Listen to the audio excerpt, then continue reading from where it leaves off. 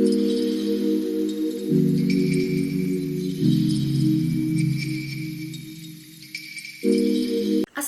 warahmatullahi wabarakatuh. Halo Sobat Chemistry. Perkenalkan, nama saya Sandra Kalista Tanjung dengan NIM K3321066 dari Prodi Pendidikan Kimia FKIP UNX. Pada kesempatan kali ini, saya akan menjelaskan materi kelas 11 dengan topik laju reaksi. Jangan lupa untuk mempersiapkan alat tulis dan buku untuk mencatat ya. Jika sudah, simak dan tonton video berikut sampai akhir. Oke, pada materi kali ini, yaitu kita akan belajar topik laju reaksi. Nah, untuk tujuan pembelajaran kita hari ini adalah peserta didik dapat memahami konsep laju reaksi, energi aktivasi, dan teori tumbukan, serta dapat menganalisis faktor-faktor yang mempengaruhi laju reaksi. Nah, untuk topik yang akan kita pelajari adalah yang pertama adalah pengertian laju reaksi, yang kedua teori tumbukan, yang ketiga faktor yang mempengaruhi laju reaksi, dan yang keempat adalah contoh soal.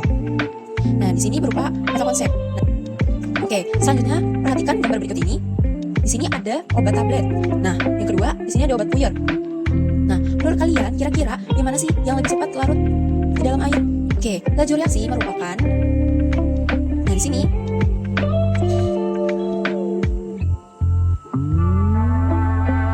Oke, di sini kita belajar pengertian dari laju reaksi. Laju reaksi merupakan berkurangnya konsentrasi reaktan dan bertambahnya produk per satuan waktu, yang dinyatakan sebagai berikut. V sama dengan delta konsentrasi X dibagi delta T, atau perubahan waktu. Nah, di sini pengurangan konsentrasi per reaksi yaitu adalah reaktan, dan pertambahan produk, yaitu pertambahan konsentrasi hasil reaksi adalah produk. Nah, di sini ada suatu reaksi A menjadi B. Nah, di sini laju reaksi A menjadi minus delta konsentrasi A per delta T, atau laju reaksi plus delta konsentrasi B per delta T. Hal ini dikarenakan pada reaktan, yaitu artinya berkurang, dan sedangkan tanda positif berarti bertambah untuk produk. Dan sama halnya pada persamaan yang kedua, yaitu adalah persamaan laju reaksi A di sini plus B menjadi C plus D, di mana reaktan bernilai negatif, sedangkan produk bernilai positif. Nah, selanjutnya kita akan bahas grafik laju reaksi. Nah, di sini terlihat ya, laju reaksi itu dipengaruhi oleh konsentrasi. Jadi, semakin besar konsentrasi,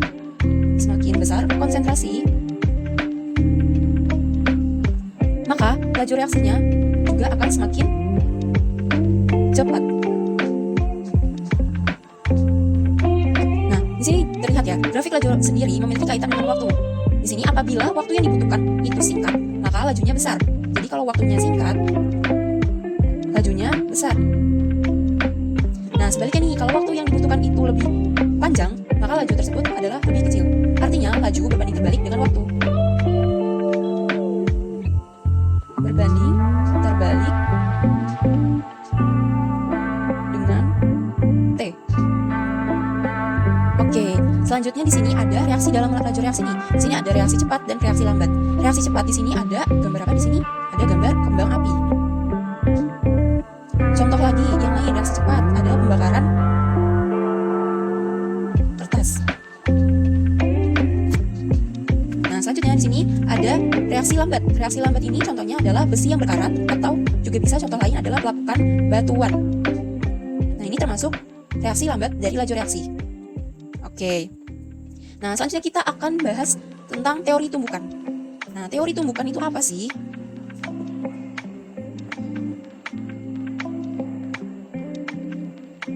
Teori tumbukan di sini terjadi adanya reaksi kimia yang terjadi akibat adanya tumbukan antar partikel zat.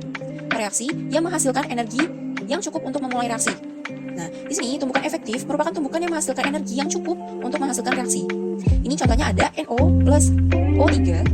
Itu yang di gambar yang pertama ini tumbukannya tidak efektif. Dia menghasilkan NO sama O3. Nah, kalau tumbukannya efektif, NO plus O3 ini akan berubah menjadi NO2 dan O2.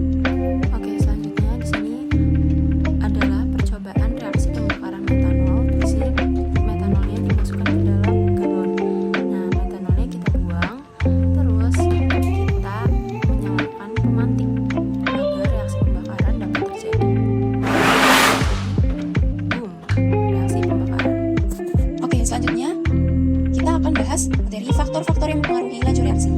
Di sini yang pertama ada luas permukaan. daripada ini serbuk. Jadi kalau di laju reaksi dipengaruhi luas permukaan. Jadi semakin luas permukaan bidang sentuh, maka semakin besar juga peluang terjadinya tumbukan. Nah, semakin besar peluang terjadinya tumbukan efektif antar partikel juga, dan semakin banyak tumbukan efektif, pastinya laju reaksinya akan semakin cepat. Di sini ada contoh padatan dan serbuk. Nah, kira-kira mana nih yang lebih cepat bereaksinya? Yaitu yang serbuk. Kenapa yang serbuk? Karena serbuk ini memiliki luas permukaan bidang sentuh yang lebih besar dibandingkan yang padatan. Oke, selanjutnya yang kedua, faktor yang mempengaruhi laju reaksi adalah suhu. Nah, di sini bisa terlihat ya, ini ada Erlenmeyer yang dipanaskan, suhunya kan akan menjadi meningkat. Terus, di sini semakin tinggi suhu, maka semakin besar energi kinetik yang bergerak. Dan semakin besar juga peluang terjadinya tumbukan efektif antar partikel. Nah, semakin banyak tumbukan efektif, otomatis akan memperbesar juga laju reaksi. Faktor yang ketiga adalah konsentrasi. Faktor konsentrasi ini, contohnya di sini ada konsentrasi HCl, ada 1 molar, 2 molar, dan 3 molar. Nah, di sini terlihat bahwa semakin besar konsentrasi per reaksi, maka semakin banyak jumlah partikel per reaksinya. Dan semakin besar juga peluang terjadinya tumbukan. Semakin besar peluang terjadinya tumbukan efektif antar partikel juga. Oleh karena itu, maka akan didapatkan laju reaksi yang semakin cepat. Selanjutnya, faktor yang mempengaruhi laju reaksi yang keempat ada katalis. Nah, di sini katalis adalah berfungsi untuk mempercepat terjadinya reaksi. Nah, di sini katalis ini membutuhkan energi aktivasi. Energi aktivasi itu apa sih? Energi aktivasi adalah energi yang diperlukan untuk berlangsungnya suatu reaksi. Jadi semakin rendah energi aktivasi, maka akan semakin mudah suatu reaksi dapat berlangsung. Lalu katalis ini adalah zat yang ditambahkan untuk mempercepat reaksi dengan jalan mencari tahap dengan energi aktivasi yang lebih rendah. Nah, di sini ada contoh grafiknya nih, reaksi tanpa katalis dan reaksi dengan katalis. Di sini bisa terlihat ya, yang energi tanpa katalis itu butuh energi aktivasi yang lebih besar dibandingkan dengan reaksi dengan katalis yang membutuhkan energi aktivasi yang lebih rendah. Nah, contohnya untuk penerapan faktor-faktor yang mempengaruhi laju reaksi, di sini ada percobaan A. Di sini ada air dipanaskan 30 derajat Celcius. A dan B 30 derajat Celcius, C dan D 60 derajat Celcius. Nah, terus di percobaan A dan B di sini ada kepingan. Ini kepingan kalsium karbonat, kepingan. Jadi kalau yang di C dan D adalah serbuk. Nah, apabila laju reaksi keempat percobaan ini percobaan manakah yang memiliki laju terbesar? Kira-kira yang mana? Jawabannya adalah yang D. Di sini terlihat ya, kalau percobaan A dan percobaan B itu yaitu kepingan. Kepingan berarti luas permukaannya itu lebih kecil daripada yang serbuk, ya kan? Terus di sini kalau untuk suhu juga dia lebih rendah daripada yang serbuk. Di sini kalau kepingan ini 30 derajat Celcius, sedangkan yang serbuk 60 derajat Celcius, berarti otomatis semakin tinggi suhu maka akan mempercepat laju reaksi. Nah, terus kenapa enggak yang C? Karena kenapa? Laju reaksi juga dipengaruhi oleh konsentrasi. Nah, di sini percobaan C ini larutan HCl saja, sedangkan percobaan D ini larutan HCl-nya itu pekat. Otomatis kalau misalkan semakin besar konsentrasi, maka laju reaksinya akan semakin cepat dan tumbukan antar partikelnya akan semakin cepat juga. Jadi konsentrasi dan luas permukaan zat yang bereaksi mempengaruhi hasil laju reaksi.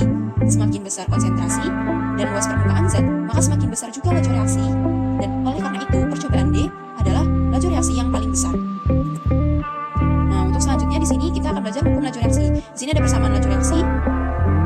Persamaan laju reaksi ini dituliskan yaitu ada V sama dengan K dikali K konsentrasi A pangkat M dikali konsentrasi B pangkat M. Di sini V-nya itu adalah laju reaksi. Dan K ini adalah ketetapan atau konstanta dari laju reaksi. Dan ini konsentrasi A dan konsentrasi B ya dari zat itu sendiri. Nah, terus kalau yang M ini adalah orde reaksi terhadap A dan N ini orde reaksi terhadap zat B. Oke, langsung kita ke orde reaksi. Orde reaksi itu apa sih? Orde reaksi adalah bilangan pangkat yang menyatakan perubahan laju reaksi akibat perubahan konsentrasi reaktan. Tadi sudah dibahas kalau M-nya itu adalah orde reaksi terhadap zat A dan N ini adalah orde reaksi terhadap zat B. Dan ketika M plus N yaitu adalah orde reaksi total, jadi ditambahkan. Jadi kalau misalkan nanti ditanya orde total dari laju reaksi, itu tinggal ditambahkan saja yang M plus N. Nah, hukum laju reaksi di sini juga berkaitan dengan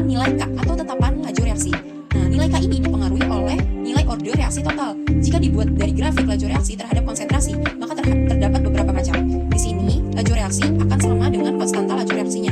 Di bagian ini orde 0, di sini orde 1, di sini orde 2. Nah, di sini orde 0 adalah laju reaksi akan sama dengan konstanta laju reaksinya. Jadi dia tetap stabil, V sama dengan K. Sedangkan kalau di orde 1 adalah harga laju reaksinya adalah hasil kali konsentrasi awal dengan konstanta laju reaksinya. Jadi dipangkatkan 1, K dikali konsentrasi A. Lalu untuk orde 2 yaitu adalah harga laju reaksi yaitu hasil kali kuadrat konsentrasi awal dengan konstanta laju reaksinya. Dinyatakan dengan V sama dengan K dikali konsentrasi A pangkat 2. Nah, untuk penerapan dari laju reaksi sendiri yaitu ada di sini ada gambar apa bom meledak. Terus di sini ada pembuatan tape. Terus di sini ada pembusukan makanan. Dan di sini yang terakhir ada pelapukan batuan. Nah, tadi untuk yang reaksi cepat yang mana? Untuk reaksi cepat adalah yang bom meledak, terus hanya bom meledak saja. Nah, kalau untuk reaksi lambat kita buat dalam bentuk hijau ya. Reaksi lambat itu ada pembuatan tapai, pembusukan makanan, sama pelapukan batuan. Kenapa reaksi lambat? Berarti dia membutuhkan waktu yang lebih lama untuk terjadinya reaksi. Selanjutnya kita akan mencoba contoh soal dari laju reaksi. Di sini udah diketahui ya data hasil laju reaksinya dan diketahui juga konsentrasinya. Nah, cara untuk mencari NO, konsentrasi NO adalah lihat BR2 yang sama. Yaitu coba kita lihat konsentrasi BR2 yang sama adalah di percobaan berapa? Di percobaan 1 dan 2. Oke, sip, mantap. Terus habis itu kita langsung hitung di persamaan laju reaksinya. Caranya bagaimana? Tinggal masukin aja V1 per V2 sama dengan K kali konsentrasi NO pangkat X dan dikali BR2 pangkat konsentrasi Y. Dan V2 nya juga sama, tapi itu punyanya yang 2. Tinggal dimasukin aja ke dalam persamaan laju reaksinya. Oke, setelah udah dimasukin, itu kita masukin aja datanya. Data laju reaksinya berapa? 10 per 20, terus 0,4 dibagi 0,8, terus tinggal dihitung. Setengah sama dengan 0,4 sama 0,8 jadinya berapa? 1 per 2 harusnya. Yap, 1 per 2 pangkat X. Jadi X-nya sama dengan 1. Jadi orde dari NO adalah 1. Sip. Nah, selanjutnya kita akan menghitung orde dari BR2. Langkah yang harus kita lakukan adalah lihat yang sama dari konsentrasi NO. Nah, kira-kira yang sama di percobaan berapa? Di percobaan 2 dan 3. Sip. Nah, langsung kayak tadi, tinggal dimasukin ke dalam persamaan laju reaksinya. V2 per V3 sama dengan K kali konsentrasi NO pangkat X BR2 pangkat Y. V3 juga sama, tinggal dimasukin persamaan laju reaksinya, dan setelah itu tinggal dimasukin angkanya. Laju reaksinya tinggal dimasukin, terus NO itu karena sama sebenarnya bisa langsung diabaikan, kita langsung masukin ke BR2 saja. Jadi 20 per 80 sama dengan 0,2 dibagi 0,4 pangkat Y. Sip, jadi 1 per 4, nah ini setengah pangkat Y. Nah, Y sama dengan berapa? Tinggal 2. Nah, jadi orde dari BR2 adalah 2. Selanjutnya kita akan masukkan ke dalam persamaan laju reaksinya. Nah, kita tulis dulu persamaan laju reaksinya dari NO dan BR2. Nah, di sini NO adalah 1, BR2 pangkat 2. Jadi jawabannya yang A. Oke, mungkin itu saja yang dapat saya sampaikan. Kurang lebihnya mohon maaf. Hidup kesekian tanpa kasih. Cukup sekian dan terima kasih.